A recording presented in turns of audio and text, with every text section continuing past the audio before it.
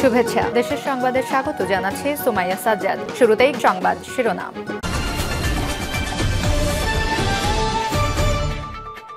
আসসালামু আলাইকুম। আপডেট বাংলা সংবাদে আপনাকে স্বাগত। শুরুতেই শিরোনাম, পরে বিস্তারিত।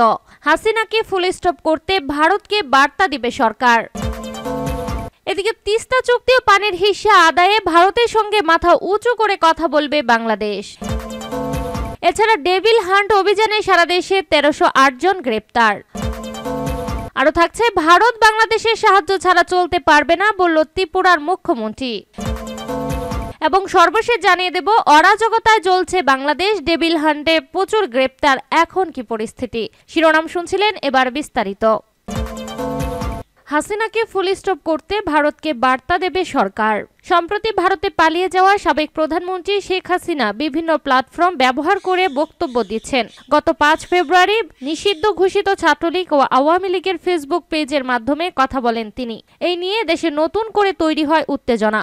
ওই দিন রাতেই ক্ষোভে সাধারণ মানুষ ধানমন্ডির 32 নম্বরে শেখ মুজিবুর রহমানের বাড়ি গুড়িয়ে দেন।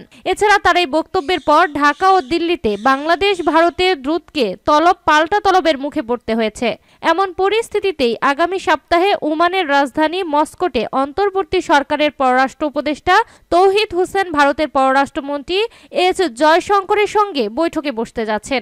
ভারতের মাটিতে বসে দেশের বিরুদ্ধে উস্কানিমূলক বক্তব্যের কতটা প্রভাব পড়বে দুই দেশের পররাষ্ট্রমন্ত্রীর পর্যায়ের বৈঠকে, এটাই এখন আলোচনার বিষয় হয়ে দাঁড়িয়েছে।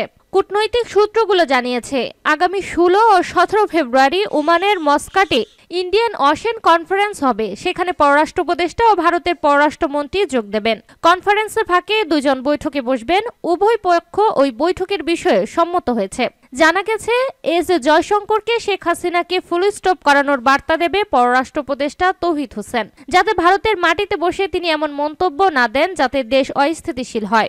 এই বিষয়ে পররাষ্ট্র মন্ত্রণালয়ের জনকূটনীতি অধিবিভাগের মহাপরিচালক ও মুখপাত্র রফিকুল আলম বলেন, সাবেক প্রধানমন্ত্রী ভারতে অবস্থান করে বিভিন্ন সময়ে রাজনৈতিক বক্তব্য প্রদান করছেন, যা বাংলাদেশের জনগণ ভালোভাবে নিচ্ছে না। গত 5 ফেব্রুয়ারি তার বক্তব্যকে কেন্দ্র করে ধানমন্ডির 32 নম্বরে যে পরিস্থিতি তৈরি হয়েছিল সে বিষয়ে অন্তর্বর্তী সরকার এরই মধ্যে অবস্থান পরিষ্কার করেছে। এ বিষয়ে 6 ফেব্রুয়ারি ভারতের পররাষ্ট্র মন্ত্রণালয় একটি মন্তব্য অন্তর্বর্তী সরকারের নজরে এসেছে। তিনি আরো বলেন, বাংলাদেশের অভ্যন্তরীণ বিষয়ে ভারতের পররাষ্ট্র মন্ত্রণালয়ের এই বক্তব্য প্রদান অপ্রত্যাশিত এবং অনাকাঙ্ক্ষিত। আমরা প্রতিবেশী দেশটিতে নানা ধরনের বিরূপ পরিস্থিতি হতে দেখেছি, কিন্তু বাংলাদেশ কোনো রাষ্ট্রের অভ্যন্তরীণ বিষয়ে সরকারিভাবে কোনো বক্তব্য প্রদান করে না। অন্যদের কাছ থেকেও বাংলাদেশ একই ধরনের ব্যবহার প্রত্যাশা করে। তিস্তা চুক্তি ও পানি হিস্সা আদায়ে ভারতের সঙ্গে মাথা উঁচু করে কথা বলবে বাংলাদেশ। স্থানীয় সরকার, পল্লী উন্নয়ন ও সমবায়, যুব ও ক্রীড়া উপদেষ্টা আসিফ মাহমুদ সজীব ভুইয়া বলেছেন, অন্তর্বর্তীকালীন সরকার পররাষ্ট্র নীতির ক্ষেত্রে শির উঁচু করে দাঁড়িয়েছে। তিস্তা চুক্তি বাস্তবায়নে এবং পানির হিস্সা আদায়ের ক্ষেত্রে ভারতের সঙ্গে মাথা উঁচু করে কথা বলবে বাংলাদেশ। আসিফ মাহমুদ বলেন, আন্তর্জাতিক পানি আইনের ভিত্তিতে কূটনৈতিক চাপ সৃষ্টি করা হবে যাতে ভারত বাধ্য হয় চুক্তিতে স্বাক্ষর করতে। 2011 সাল থেকে বাংলাদেশ তিস্তার পানির ন্যায্য হিস্সা আদায়ের জন্য একটি খসড়া নিয়ে ঘুরছে। তবে বিগত ফ্যাসিবাদী সরকার ভারতকে শুধু ছবি তোলার সুযোগ দিয়েছে, কিন্তু তিস্তার ব্যাপারে কোনো কার্যকরী পদক্ষেপ নেয়নি। তিনি আরো বলেন, পতিত হাসিনা সরকারের নতজানু পররাষ্ট্র নীতির কারণে তারা ভারতের কাছে কিছুই আদায় করতে পারেনি। এ সময় উত্তরবঙ্গের যোগাযোগ ব্যবস্থার উন্নয়ন নিশ্চিত করতে বিশেষ বরাদ্দ দেওয়া এবং কৃষকদের ন্যায্য মূল্য নিশ্চিত করতে কোল্ড স্টোরেজ স্থাপনের উদ্যোগ নেওয়া হবে বলেও জানান তিনি। এছাড়া তিস্তা নদী নিয়ে স্থানীয় জনগণের উদ্বেগ ও চাহিদা শোনা যায়, যেখানে তারা বর্তমান সরকারের আমলে এই মহাপরিকল্পনা বাস্তবায়নের দাবি জানান। ডেভিল হান্ট অভিযানে সারা দেশে 1308 জন গ্রেপ্তার। অপারেশন ডেভিল হান্ট পরিচালনা করে সারা দেশে এখন পর্যন্ত 1308 জনকে গ্রেপ্তার করা হয়েছে। জানা গেছে, শনিবার রাত থেকে রোববার দুপুর পর্যন্ত সারা দেশে গ্রেপ্তার হওয়া 1308 জনের মধ্যে মহানগর এলাকার 274 জন এবং রেঞ্জের 1034 জন রয়েছে। এর আগে গাজীপুরে বৈষম্য বিরোধী ছাত্র আন্দোলনের শিক্ষার্থীদের উপর হামলা, আইন শৃঙ্খলা পরিস্থিতি স্বাভাবিক রাখার লক্ষ্যে ও সন্ত্রাসীদের আইনের আওতায় আনতে সারা দেশে অপারেশন ডেভিল হান্ট নামে একটি বিশেষ অভিযান শুরু হয়েছে যৌথ বাহিনীর। স্বরাষ্ট্র মন্ত্রণালয় থেকে পাঠানো এক বিজ্ঞপ্তিতে জানানো হয়, গাজীপুরে ছাত্র জনতার উপর সন্ত্রাসী আক্রমণের ঘটনায় স্বরাষ্ট্র মন্ত্রণালয়ে আইন শৃঙ্খলা রক্ষাকারী বাহিনীগুলোর সমন্বয়ে একটি সভা অনুষ্ঠিত অনুষ্ঠিত হয়। সভায় সংশ্লিষ্ট এলাকার আইনশৃঙ্খলা পরিস্থিতি স্বাভাবিক রাখার লক্ষ্যে ও সন্ত্রাসীদের আইনের আওতায় আনতে যৌথ বাহিনীর সমন্বয়ে অপারেশন ডেভিল হান্ট পরিচালনার সিদ্ধান্ত হয়েছে। উল্লেখ্য, শুক্রবার গভীর রাতে গাজীপুরের সাবেক মুক্তিযুদ্ধ বিষয়ক মন্ত্রী আকম মোজাম্মেল হকের বাড়িতে হামলা ও ভাঙচুরের ঘটনার নাটক সাজিয়ে বৈষম্য বিরোধী ছাত্র আন্দোলনের নেতাকর্মীদের ডেকে নিয়ে হত্যার চেষ্টা করে নিষিদ্ধ ঘোষিত ছাত্রলীগের নেতাকর্মীরা। অভিযোগ রয়েছে, এই সময় তাদের সঙ্গে যুবলীগ ও স্থানীয় আওয়ামী লীগের নেতাকর্মীরাও অংশ নেন। ভারত বাংলাদেশের সাহায্য ছাড়া চলতে পারবে না বলল ত্রিপুরার মুখ্যমন্ত্রী। ভারতের সুর এবার নরম হচ্ছে। আগরতলায় এক সংবাদ সম্মেলনে তা ফুটিয়ে তুলেছে দেশটির ত্রিপুরা রাজ্যের মুখ্যমন্ত্রী মানিক সাহা।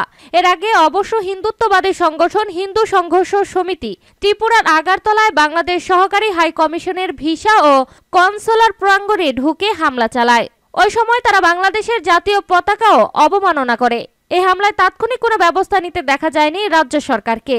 এতে বাংলাদেশ এবং ভারতের মধ্যে দূরত্ব সৃষ্টি হয়। শেষ অবধি নিরাপত্তাহীনতাজনিত কারণে ভিসা ও কনসুলার সেবা কার্যক্রম বন্ধ করে দেয় বাংলাদেশ। তখন বেশ শক্ত অবস্থানে থাকে ত্রিপুরা রাজ্য সরকার সহ ভারতের কেন্দ্রীয় সরকার। উল্টো দিকে চাপ সৃষ্টি করে বাংলাদেশ। 1 মাস পার হতেই সেই চাপ নতজানু হয় রাজ্য সরকার।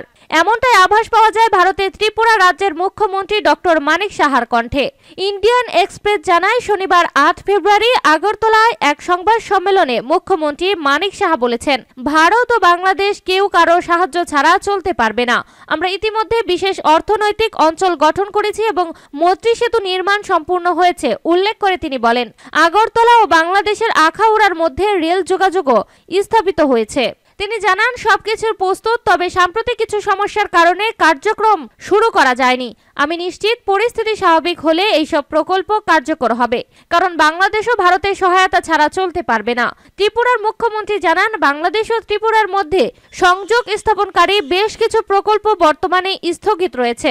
বিশেষ করে ফেনী নদীর উপর নির্মিত মৈত্রী সেতু সম্পূর্ণ প্রস্তুত থাকলেও এখনো ব্যবহার করা সম্ভব হয়নি। 2021 সালে উদ্বোধন করা ওই সেতুটি দ্বিপক্ষীয় পণ্য পরিবহনের জন্য গুরুত্বপূর্ণ ভূমিকা রাখবে। তিনি আরো বলেন, ফেনী সেতু, সাবরুম ইন্টিগ্রেটেড চেকপোস্ট, সিপাহীজলা জেলায় আন্তর্জাতিক অভ্যন্তরীণ জলপথ পরিবহন সহ বেশ কয়েকটি প্রকল্প উদ্বোধন করা হয়েছে বা সম্পূর্ণ হওয়ার পথে রয়েছে। তবে গত বছর বাংলাদেশে শেখ হাসিনা সরকারের পতনের পর থেকে এইসব প্রকল্পের অগ্রগতি থমকে আছে।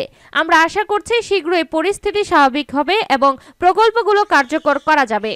অরাজকতায় চলছে বাংলাদেশ, ডেভিল হান্টে প্রচুর গ্রেপ্তার। এখন কি পরিস্থিতি? শেখ মুজিবুর রহমানের বাসভবন ভাঙার ঘটনাকে দেশের অভ্যন্তরীণ বিষয় বলে অভিহিত করল বাংলাদেশের অন্তর্বর্তীকালীন সরকার।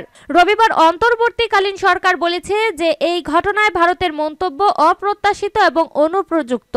গত বুধবার রাত থেকে বাংলাদেশে হিংসা ছড়িয়ে পড়েছে। হাজার হাজার বিক্ষোভকারী ঢাকার শেখ মুজিব রহমানের 32 ধানমন্ডির বাসভবনে আগুন ধরিয়ে দেয়। শেখ মুজিবুর রহমানের বাসভবন ভাঙার ঘটনাকে দেশের অভ্যন্তরীণ বিষয় বলে অভিহিত করে।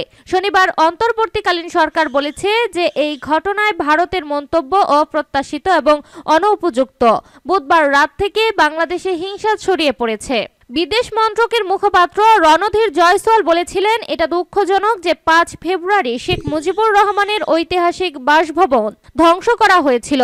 বাসভবনটির দখলদারিত্ব ও নিপীড়নের বিরুদ্ধে বাংলাদেশের জনগণের বীরত্বপূর্ণ প্রতিরোধের প্রতীক ছিল, যারা বাঙালি পরিচয় এবং গর্বকে অনুপ্রাণিত করে, স্বাধীনতা সংগ্রামকে মূল্য দেয় না। সকলেই বাংলাদেশের জাতীয় চেতনায় এই বাসভবনের তাৎপর্য সম্পর্কে অবগত।